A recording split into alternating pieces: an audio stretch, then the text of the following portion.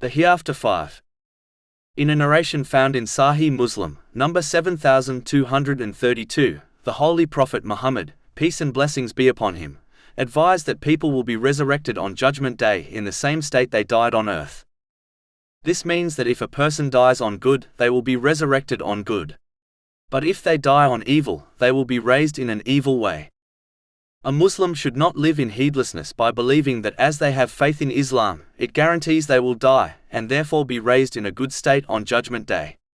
If they persist on the disobedience of Allah, the Exalted, and then die in this state without sincerely repenting, then they will be raised in an evil way. It does not take a scholar to determine what will happen to this person on Judgment Day. From this narration, one can understand that the way they will die will be in the same state they have lived.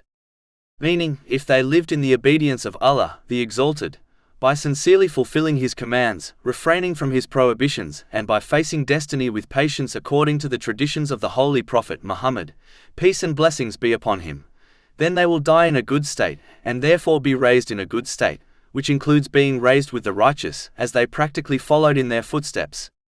This has been indicated in a narration found in Sahih Bukhari, number 3688. A Muslim should therefore not walk the path to hell by disobeying Allah, the Exalted, which involves misusing the blessings they were granted by Him, and believe that they will somehow be resurrected in a good state, thereby joining the pious in paradise.